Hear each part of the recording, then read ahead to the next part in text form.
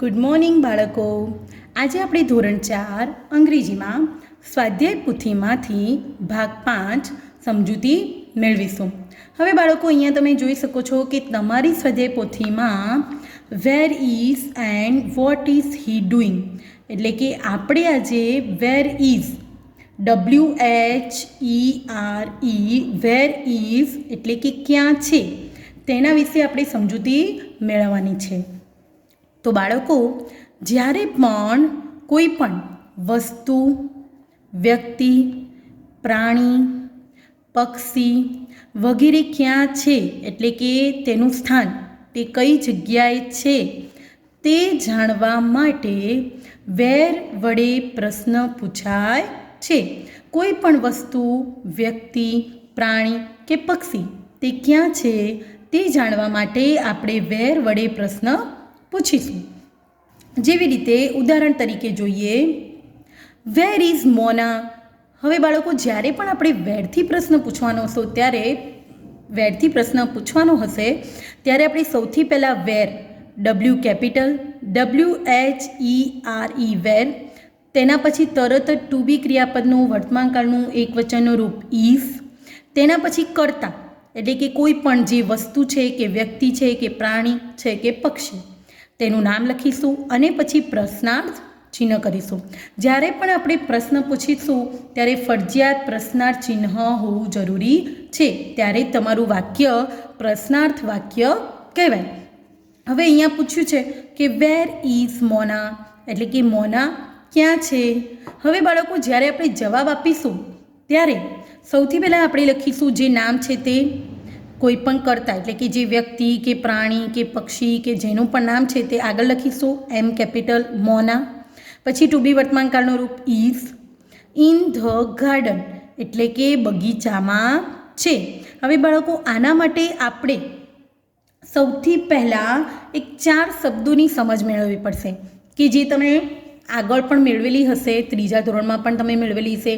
In, on, under અને near, કે જે તમે ત્રીજા ધોરણમાં પણ શીખી ગયેલા છો કે ઇન એટલે અંદર, ઓન એટલે ઉપર, અંડર એટલે નીચે અને નિયર એટલે પાસે.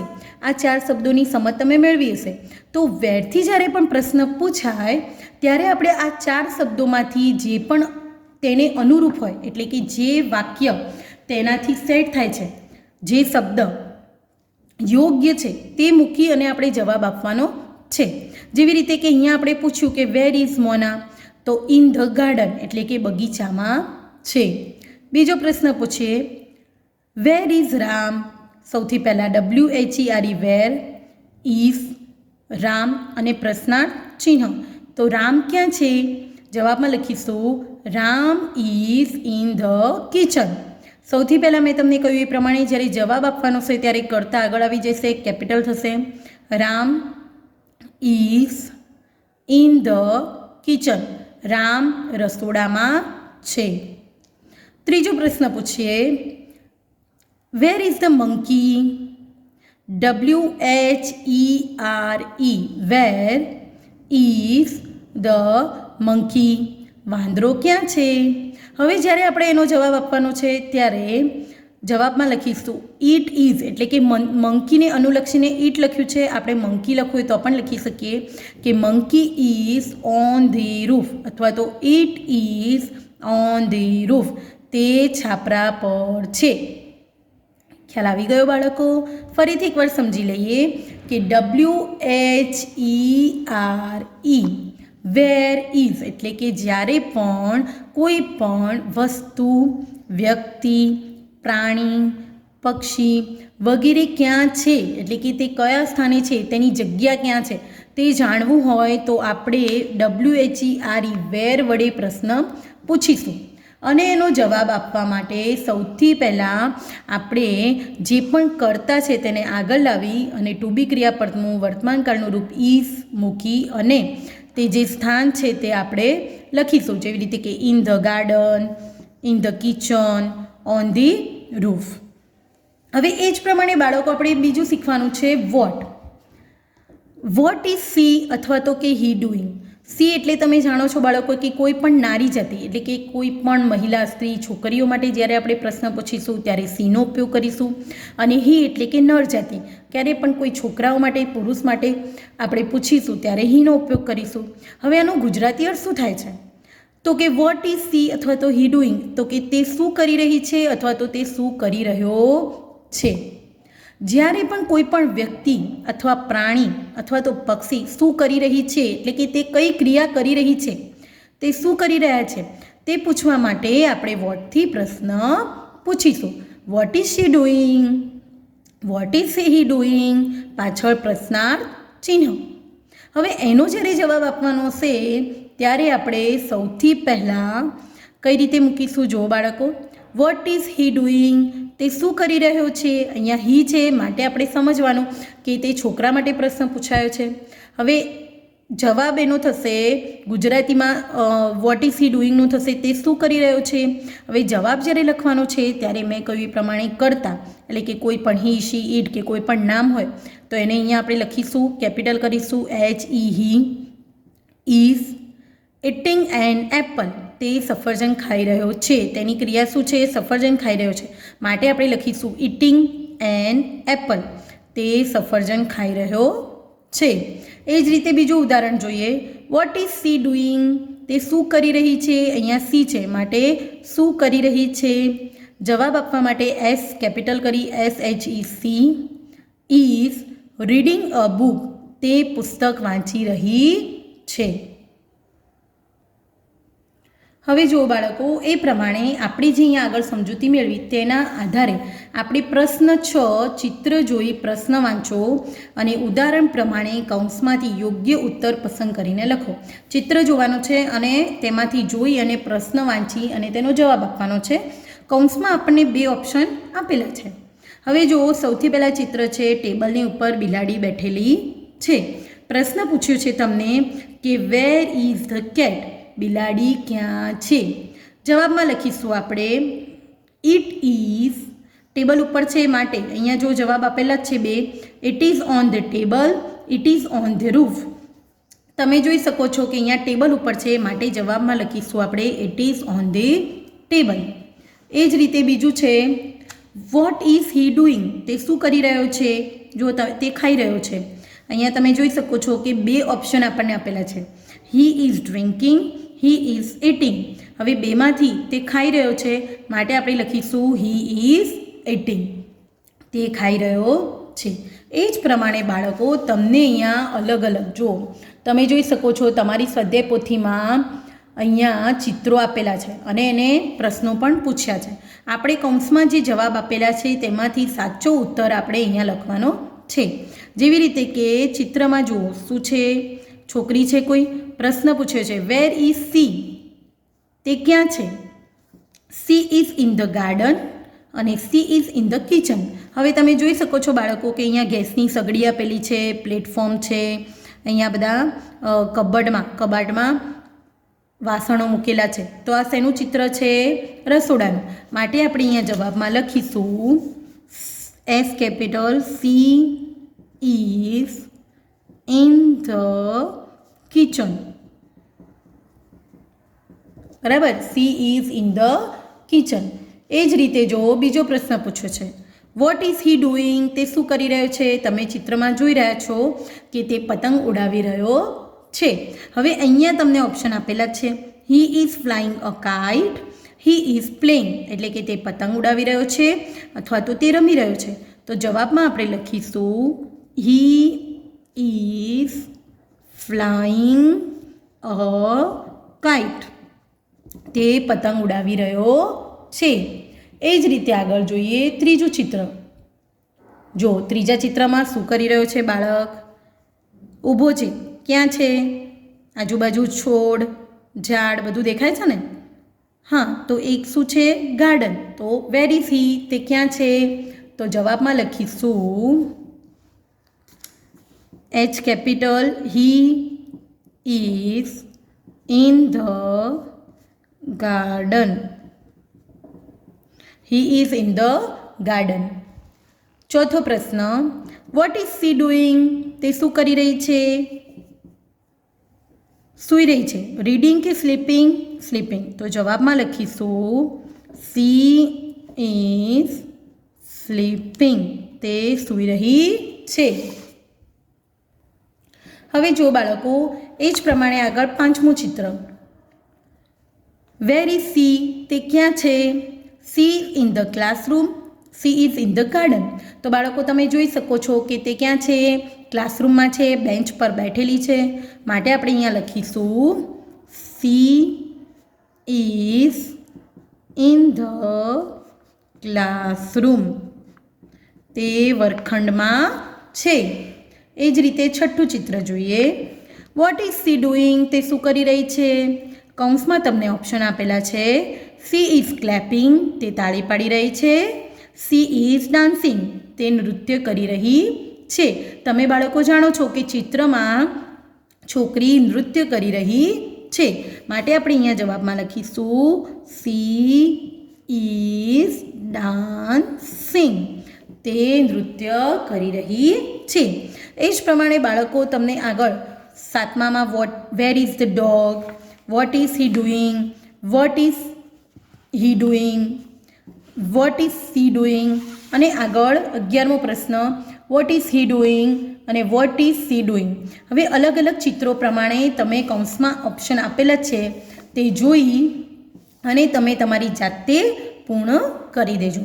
હવે એ પ્રમાણે આગળ પ્રશ્ન 7. અહીંયા પણ બાળકો તમારે તમારી જાતે જ પૂર્ણ કરવાનું છે, કારણ કે અહીંયા તમને તમારા વિશે અને તમારા કુટુંબ વિશે માહિતી લખી વાક્યો પૂર્ણ કરવાના છે. કઈ રીતે? તો જુઓ, અહીંયા આપેલું છે આઈ એમ અ ખાલી જગ્યા ગર્લ કે બોય. જો તમે છોકરી હોય તો ગર્લ અને છોકરો હોય તો બોય. માય નેમ ઇઝ, તમારું નામ લખવાનું છે. I am in class 4th. My father's name is, તમારા પિતાનું નામ. માય મધર્સ નેમ ઇઝ, માતાનું નામ. આઈ હેવ ખાલી જગ્યા બ્રધર્સ અથવા તો બ્રધર. તમારી પાસે તમારે એક ભાઈ હોય તો 1 બ્રધર, 2 ભાઈ હોય તો 2 બ્રધર, અને ના હોય તો આમ ડેશ કરી દેવાનું. આઈ હેવ ખાલી જગ્યા સિસ્ટર. તમારે બેન હોય, એક બેન હોય તો 1 સિસ્ટર, 2 સિસ્ટર, 2 હોય તો 2 સિસ્ટર્સ, અને ના હોય તો ડેશ કરી દેવાનું. એ તમારે જાતે પૂર્ણ કરવાનું છે. હવે આગળ જોઈએ પ્રશ્ન 8. પ્રશ્ન 8માં જે બંધ બેસતા ન હોય ને તેવા શબ્દો ફરતે ગોળ કરવાનું છે. કઈ રીતે? તો જુઓ, ડ્રાઈવર, સિસ્ટર, કોબલર અને ડૉક્ટર. તો અહીંયા તમે જોઈ શકો છો કે ડ્રાઈવર છે, કોબલર છે અને ડૉક્ટર આ ત્રણેય વ્યવસાયકારો છે. અને સિસ્ટર એટલે બહેન, તે જુદો પડે છે, માટે તેની પર આપણે ગોળ કરીશું. એ જ રીતે બીજું ફાધર, મધર, બ્રધર અને ટીચર. તો અહીંયા પણ તમે જોઈ શકો છો કે ફાધર એટલે પિતા, મધર એટલે માતા, બ્રધર એટલે ભાઈ. તો કયો શબ્દ જુદો પડે છે? ટીચર. એ જ રીતે ત્રીજું રેડ, એપલ, બ્લુ અને ગ્રીન. અહીંયા તમે જોઈ શકો છો કે રેડ એટલે લાલ, બ્લુ એટલે ભૂરું, ગ્રીન એટલે લીલો. ત્રણેય રંગોના નામ છે, માટે એપલ એ ફ્રૂટનું નામ છે, જુદું પડે છે, એટલે આપણે અહીંયા ગોળ કરીશું. ચોથું કેરેટ એટલે ગાજર, મેંગો એટલે કેરી, એપલ એટલે સફરજન, ઓરેન્જ એટલે નારંગી. તો અહીંયા તમે બાળકો જોઈ શકો છો કે મેંગો એટલે કેરી, સફરજન અને નારંગી આ ત્રણેય ફ્રૂટ્સ છે, અને કેરેટ એ વેજીટેબલ્સ છે, માટે આપણે અહીંયા ગોળ કરીશું. એ જ રીતે પાંચમું મેંગો, કેરી, રેડિશ એટલે મૂળો, બ્રિંજલ એટલે રીંગણ, કેરેટ એટલે ગાજર. તો બાળકો તમે અહીંયા જોઈ શકો છો કે રેડિશ, બ્રિંજલ અને કેરેટ આ ત્રણેય શાકભાજી છે. મેંગો એ કેરી છે, માટે આપણે અહીંયા જુદું પડે છે એટલે ગોળ કરીશું. એ જ રીતે બસ, કાર, પેન અને બાઇસિકલ. તો બસ, કાર અને બાઇસિકલ આ ત્રણેય વ્હીકલ્સ છે, અને પેન જુદું પડે છે. બુક, ટ્રી, પેન્સિલ અને ઇરેઝર. તો બુક, પેન્સિલ અને ઇરેઝર એ ત્રણેય સેમ છે, ટ્રી જુદું પડે છે, માટે આપણે અહીંયા ગોળ કરીશું. એ જ પ્રમાણે આગળ લોટસ, મેરીગોલ્ડ, બનાના અને રોઝ. તો લોટસ એટલે કમળ, મેરીગોલ્ડ ગલગોટો, બનાના કેળું અને રોઝ એટલે ગુલાબ. તો બાકીના જે 3 છે ફ્લાવર્સ અને બનાના એ ફ્રૂટ છે, માટે જુદું પડે છે. ક્રો એટલે કાગડો, એલિફન્ટ હાથી, સ્વાન એટલે હંસ અને સ્પેરો એટલે ચકલી. તો બાકીના 3 એ બર્ડ્સ છે, પક્ષીઓ છે, એલિફન્ટ એ એનિમલ્સ છે, માટે આપણે ગોળ કરીશું અહીંયા. કાઉ એટલે ગાય, ડોગ એટલે કૂતરો, કેટ એટલે બિલાડી અને પેરટ એટલે પોપટ પક્ષી છે, માટે આપણે અહીંયા ગોળ કરીશું. એ જ પ્રમાણે બાળકો તમારે આ વિડીયો જોઈ અને પૂર્ણ કરવાનું રહેશે. હવે આગળ આપણે જોઈએ પ્રશ્ન 9. હવે જો બાળકો અહીંયા પ્રશ્ન 9માં જુદા જુદા ચિત્રો આપેલા છે અને જુદા જુદા ચિત્રો પ્રમાણે જોઈ અને પ્રશ્ન નીચે આપેલા છે તે વાંચી અને ઉદાહરણ પ્રમાણે આપણે ઉત્તર લખવાના છે. તો જુઓ તમે, હાઉ મેની, સૌથી પહેલાં આપણે સમજૂતી મેળવવાની છે કે હાઉ મેની. હાઉ મેનીનો અર્થ થાય છે કેટલા. જ્યારે પણ આપણે બાળકો કોઈને પણ સંખ્યા વિશે પૂછવાનું હોય ને કે તે કેટલા છે સંખ્યા, તો સંખ્યા વિશે આપણે પૂછવાનું હોય ત્યારે આપણે હાઉ મેનીથી પ્રશ્ન પૂછીશું. હાઉ મેનીને પ્રશ્ન પૂછીશું ત્યારે જે પણ ગર્લ્સ, બોયઝ, મેન્સ, વુમેન્સ જેના વિશે પણ આપણે પૂછવાનું છે તે હાઉ મેની પછી તરત જ આવશે. તેના પછી બહુવચન આવશે અને જે અન્ય શબ્દો છે તે પાછળ આવશે. હવે અહીંયા આપણે જોઈએ ઉદાહરણ પ્રમાણે, how many boys are there, કેટલા છોકરાઓ છે ઉપર ચિત્રમાં, તો તમે ગણી શકો છો ઉપર ચિત્રમાં કેટલા છોકરાઓ છે.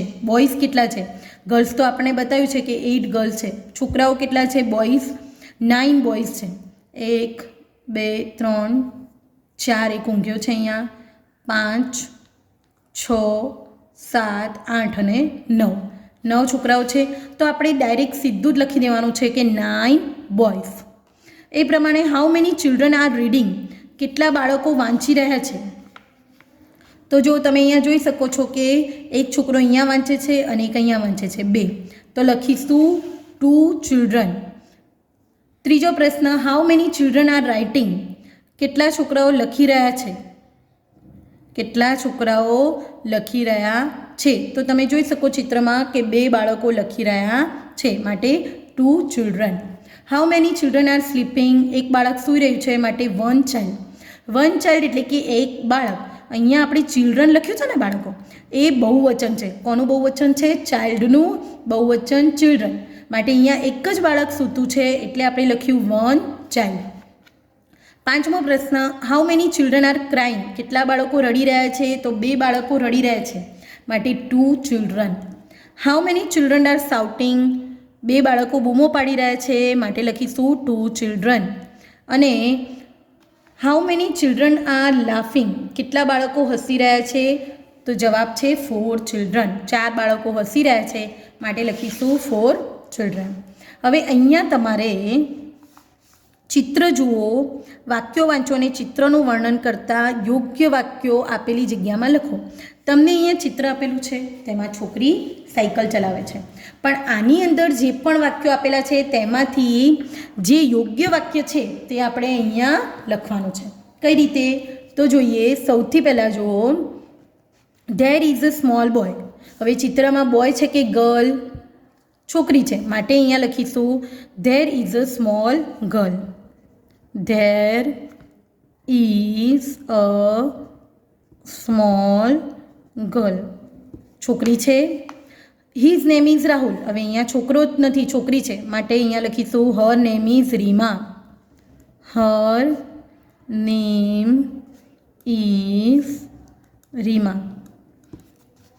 આગળ, he is playing with a ball અને she is riding a bicycle. તો શું આવશે? She is riding a bicycle, તે સાયકલ ચલાવી રહી છે. ઇટ ઇઝ રેનિંગ, વરસાદ આવી રહ્યો છે? ના. તો ધ સન ઇઝ શાઇનિંગ, સૂર્ય ઉગી રહ્યો છે. Sun is shining. The sun is પ્રકાશ, સૂર્ય પોતાનો પ્રકાશ ફેલાવી રહ્યો છે. Sun is shining. હવે આગળ જોઈશું. અહીંયા તમને ચિત્રો આપેલા છે, શાર્વિલ, ગોપી, સિદ્ધ અને સારા. અહીંયા તેના રિલેશન આપેલા છે. જો બ્રધર, સિસ્ટર, સન, ડોટર, હસબન્ડ, વાઇફ, મધર અને ફાધર. શાર્વિલ કોણ છે? શાર્વિલ ઇઝ ગોપીસ. તો શાર્વિલ ઇઝ ગોપીસ હસબન્ડ. શાર્વિલ છે એ ગોપીનો પતિ છે. ગોપી ઇઝ શાર્વિલ્સ, ગોપી એ શાર્વિલની પત્ની છે, એટલે કે વાઇફ. એ પ્રમાણે આગળ તમારે સારા ઇઝ સિદ્ધ. સારા ઇઝ સિદ્ધ. તો સારા ક્યાં છે? સારા ઇઝ સિદ્ધ સિસ્ટર. સારા ઇઝ સિદ્ધ સિસ્ટર અને સિદ્ધ ઇઝ સારાસ બ્રધર. સિદ્ધ ઇઝ સાર્વિલ્સ. તો સિદ્ધ ઇઝ સાર્વિલ્સ સન અને સાર્વિલ ઇઝ સિદ્ધ ફાધર. સાર્વિલ છે એ સિદ્ધના ફાધર છે. આગળ સારા ઇઝ ગોપીઝ ડોટર અને ગોપી ઇઝ સારાસ મધર. થઈ ગયું પૂર્ણ બાળકો?